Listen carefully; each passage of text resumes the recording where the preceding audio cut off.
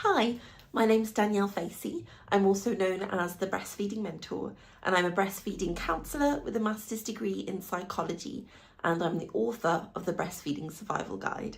I have a passion for empowering mums to breastfeed on their terms for as long as they choose and offer unconditional support from first latch to last. That includes having conversations around taboo topics like breastfeeding and sex, or the lack of sex drive that can come with being a breastfeeding mother. Conversation around breastfeeding and libido is happening in my DMs and the comment sections on my social media posts, but it isn't necessarily happening in homes all over the world. And this is one that I think really needs to be had out loud, because mums are sliding into my inbox asking, is there something wrong with me? Am I normal? I haven't had sex with my husband or my partner since having my baby, and I have zero sex drive. I wasn't even aware that this was such a widespread phenomenon until I started writing and talking about it. And anecdotally, I'd say from interactions with followers and clients, it seems like around 80% of mothers experience a temporary or sometimes longer term dip in libido, either at the start of their breastfeeding journey or sometimes for as long as they are breastfeeding. Whether you're nursing or pumping, any form of lactation is breastfeeding, and this conversation is for you. As I've mentioned, this doesn't necessarily affect every single mother in the same way. The spectrum of what is normal seems to be really, really broad, but I would say that typically speaking, the vast majority of mothers that I work with experience some dip in their sex drive whilst they are breastfeeding. So what's actually happening on a biological level? Well, the hormone oxytocin is strongly associated with breastfeeding. It's the hormone which makes your milk flow, sometimes gush and squirt out of your breasts if you're breastfeeding. It's also the same hormone which is released post-orgasm, and that can give you like a sleepy, content, calm, satisfied feeling. So if you are breastfeeding, that same hormone that you experience post-orgasm is flooded through your body every time you nurse your baby. That's definitely not to say that breastfeeding feels sexy. On the contrary, it kind of skips the sexy bit and goes straight to the calm, satisfied bit, where you are focused on bonding and loving your baby and connecting with your little one. Now, this is a big shift, and this hormone is all about directing all of your time and energy and efforts and bonding and love towards this tiny new human being that you've just brought into the world, but that takes the direction and the focus away from your partner. Now, that could be a really difficult dynamic for some couples to navigate, particularly if they weren't necessarily expecting it. Again, this doesn't always happen, but it does more often than I think we recognise. Another phenomenon associated with oxytocin and breastfeeding is if you are a nursing or pumping mother and you do have an orgasm, your breasts may leak and squirt out milk. Again, simply doesn't happen to everyone, and it can really shock and surprise and horrify sometimes some couples. Others aren't bothered by it, and others still are delighted by it and excited by it. If it happens to you, there's nothing wrong with you. It's simply your hormones doing their job. This is the case with oxytocin making you incredibly focused on your baby too. Newborn babies require so much energy and time and care and love and attention and affection and so on. And so they really do need a whole person who is dedicated to them 24/7. It's evolution doing its job and doing its best to give your baby the very best possible start in life. But in the modern world, that message sometimes gets lost.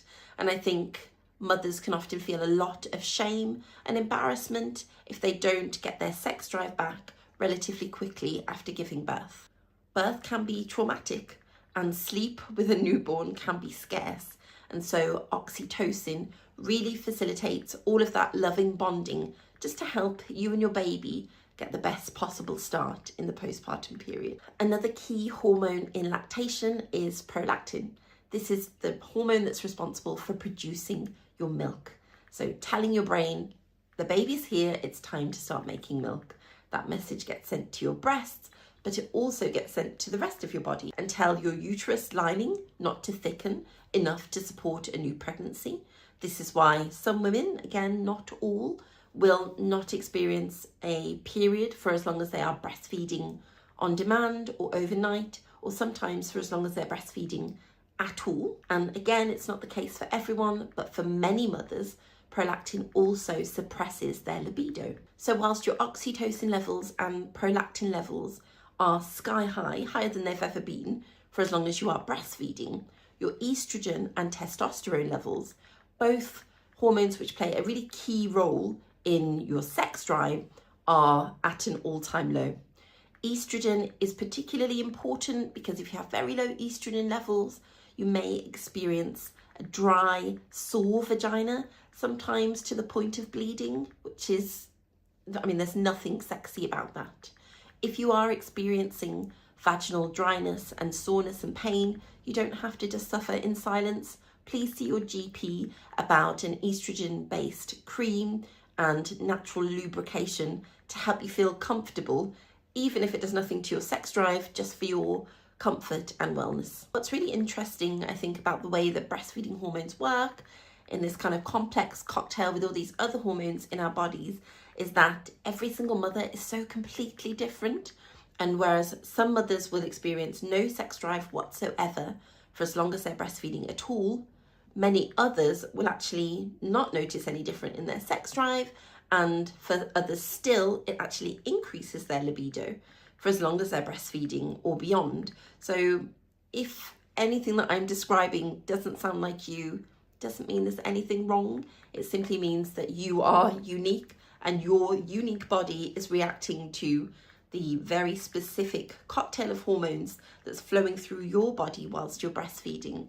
There's space for all of us here, but let's talk about the kind of the spectrum of what's normal and where we may fall, because every single body matters and your body's response is unique and important to you. For those who are experiencing low libido while breastfeeding, let's talk about just the daily practical grind and the realities of life as a breastfeeding mother outside of the hormonal impact on our bodies. If you are breastfeeding exclusively on demand, morning, noon and night, you're probably not getting very much sleep, and sleep deprivation alone can have a really impactful effect on your sex drive. Let's also take a moment to recognize that many mothers feel incredibly touched out from having this tiny little person quite literally on them for much of the day and night. And so by the end of the day, perhaps when their partner comes home from work, actually being touched even more, even by someone else, is the last thing on their mind. And I think that that's completely valid too. I also want to mention the fact that so many mothers really struggle with body image issues postpartum. We live in a world where kind of snapback culture is celebrated, and that simply isn't the reality for the vast majority of mothers that I know. Personally and professionally, it definitely wasn't for me. You know, pregnancy makes your rib cage, your hips much wider. It also, obviously, your belly gets much bigger, and your body may never look the same way that it did before you got pregnant.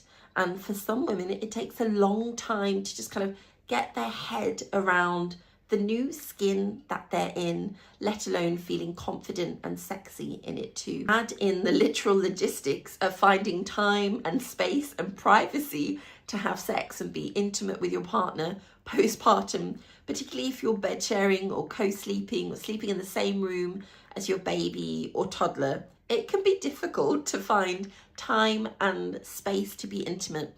Again, it may not be necessarily that you both don't want to have sex and be physical together. It may simply be that you don't have the opportunity and it's really difficult to find the time and space. Add in the stresses of new parent life, and I think it's no wonder that so many couples struggle with this after having a baby, whether they're breastfeeding or not. Let's talk about a mother's breasts when they're breastfeeding during sex. So let's say you are aroused, you want to have sex, you want to be intimate with your partner and you're breastfeeding.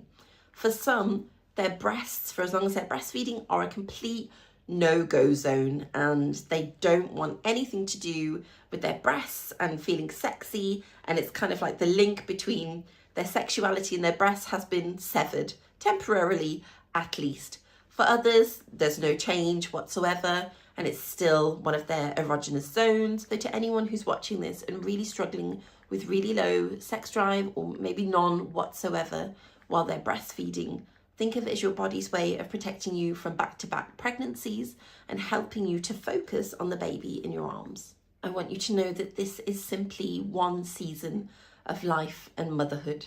Your libido will return at some point, maybe later on in your breastfeeding journey, or perhaps not until you stop nursing overnight or you stop nursing or pumping altogether. Every single one of us is different, so please give yourself some grace as your body does what it needs to do to give you and your baby the best chance to recover postpartum and to dedicate as much time as your unique body deems to be appropriate to give your baby the best possible start in life. For partners, if someone you love is breastfeeding and has no interest in intimacy, I think the first thing that I would say is that foreplay is so much more than just 15 minutes of tweaking nipples or rubbing in the right places. And actually, particularly postpartum, when your partner's probably incredibly tired and depleted and maybe caring for your newborn baby or toddler or multiple children alone all day, every day, and through the night too, foreplay is about so much more than just a quick fumble and then them being ready necessarily to be intimate. Foreplay is about you showing the person that you love throughout the day and the weeks and months maybe in between when you have sex that they matter more than just having sex, that they matter more than their libido and yours, and that you see them and you see how much they are giving day and night. Because if you feel seen and appreciated by someone that you love, I wholeheartedly believe from the numerous mothers that I've worked with that if you feel seen and appreciated for everything that you are doing, it really is the first step to a return to intimacy. I'm pretty certain that I can speak for the vast majority of mothers when I say that there is nothing sexier than a man who takes care of the house and the home that you share, cooking, cleaning, running errands without having to be asked, simply taking care of the home that you share, the children that you share, without expecting them to do it all. Incredibly sexy, believe me. And I think that's about showing the person that you love that you're not in this alone. We're in this together. Just like we decided to bring this child into the world together, I am right here with you. And no, I can't breastfeed necessarily, but guess what? You can literally do everything and anything else.